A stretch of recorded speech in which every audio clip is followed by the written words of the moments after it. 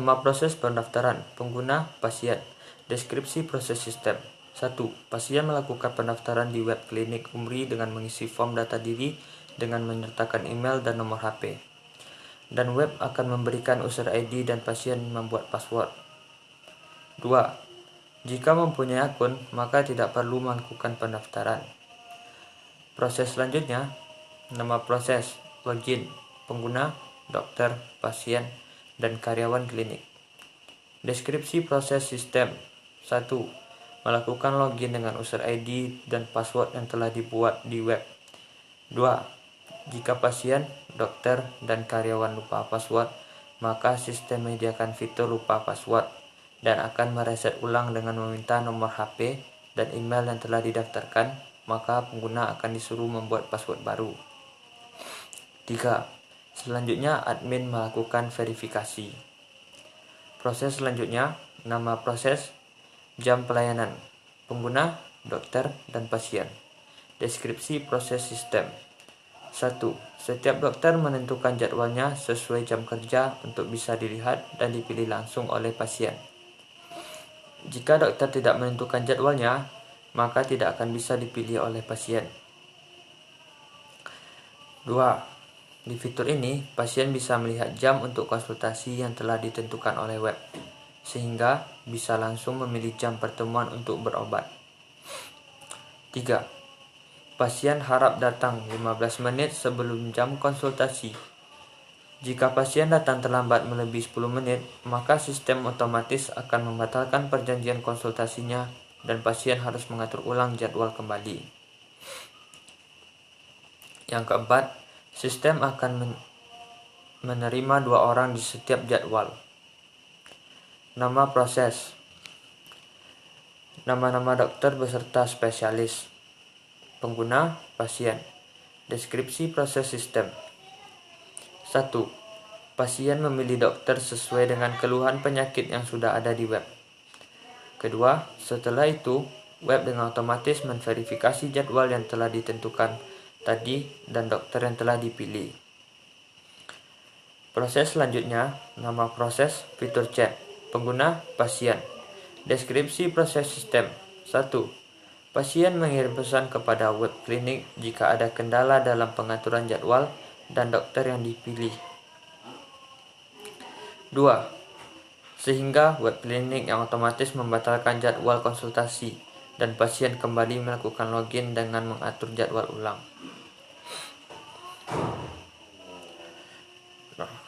Proses selanjutnya, nama proses, verifikasi, pengguna, pasien, dan karyawan klinik. Deskripsi proses sistem. 1. Setelah memilih jadwal beserta dokter spesialis, maka pasien bisa mendownload bukti konsultasi di web secara otomatis yang telah dibuat oleh karyawan untuk dibawa ke klinik ketika konsultasi. Baik, di sini saya akan menjelaskan tentang use case. Use case diagram adalah suatu urutan interaksi yang saling berkaitan dengan sistem dan aktor. Use case dijalankan melalui cara menggambarkan tipe interaksi antar user, suatu program atau sistem dengan sistem sendiri. Use case melalui sebuah cerita yang mana sebuah sistem itu dipakai. Use case juga dipakai untuk membentuk perilaku sistem yang akan dibuat. Sebuah use case menggambarkan sebuah interaksi antar pengguna atau aktor dengan sistem yang sudah ada. Tujuan use case yaitu memetakan kebutuhan sistem, merepresentasikan interaksi pengguna terhadap sistem.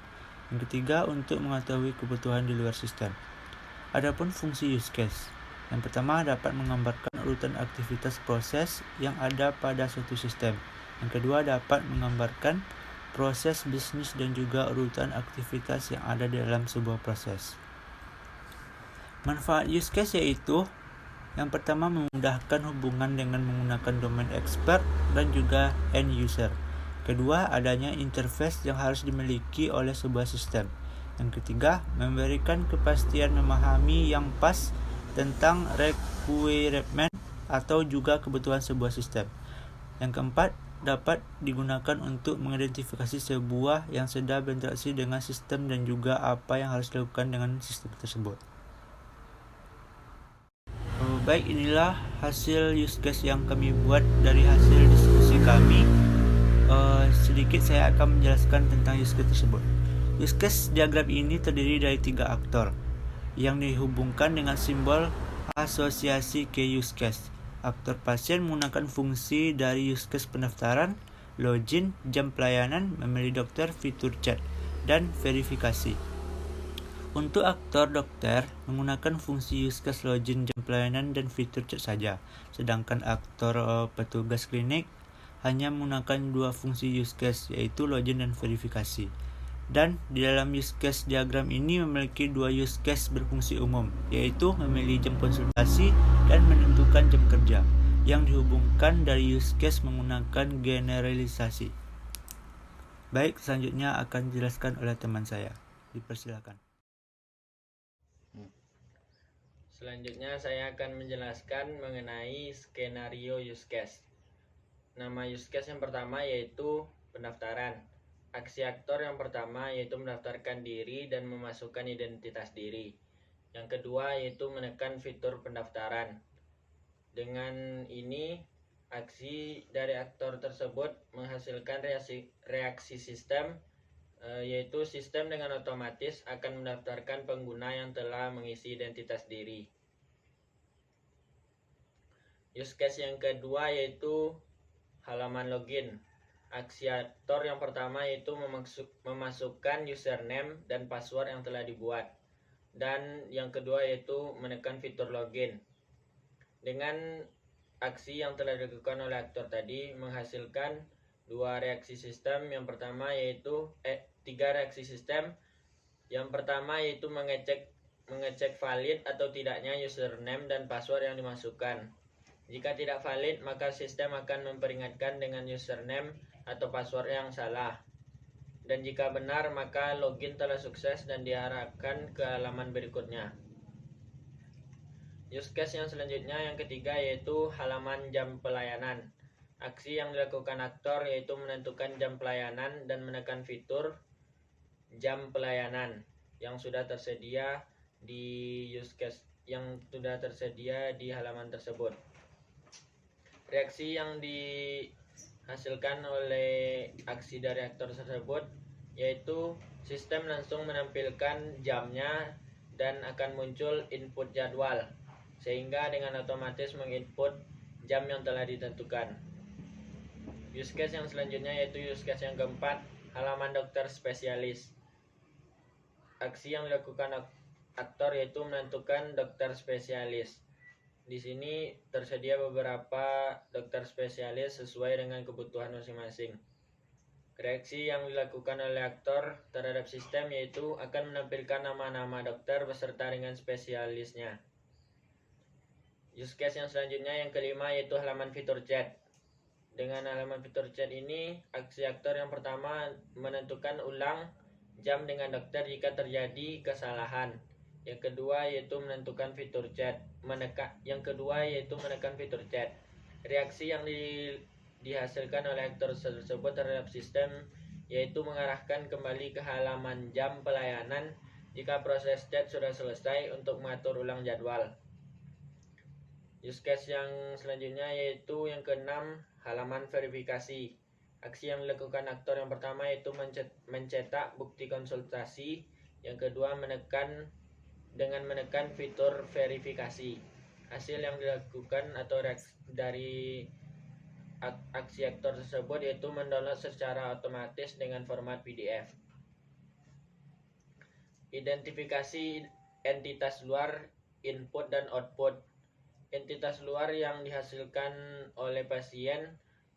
Entitas luar pasien yang dihasilkan oleh pasien dari inputnya yaitu data dokter, data jadwal pelayanan, data penyakit dan obat. Output yang dihasilkan dari pasien tersebut yaitu data penyakit dan obat. Entitas luar dari dokter menghasilkan output data pasien, data penyakit dan obat. Dan output yang dihasilkan oleh dokter yaitu data penyakit dan obat. Entitas luar dari petugas menghasilkan output data pasien, data dokter dan data pemeriksaan. dan output dari petugas tersebut yaitu data riwayat pasien. Baik, di sini saya akan menjelaskan tentang diagram konteks dan DFD. Di mana diagram konteks itu hanya menggambarkan sistem secara umum dan DFD itu menggambarkan sistem tersebut lebih detail hingga bagian terkecil seperti fitur dalam sistem bagian yang dimiliki oleh sistem.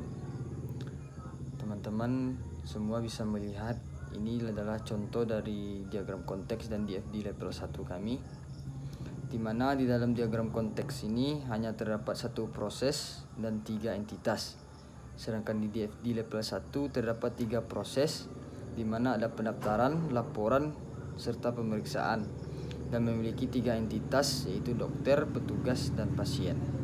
Di dalam diagram konteks ini terdapat aliran data antara input dan output, di mana di dalam dokter ini terdapat inputnya yaitu hasil pemeriksaan dan laporan obat, serta mendapatkan output data pasien.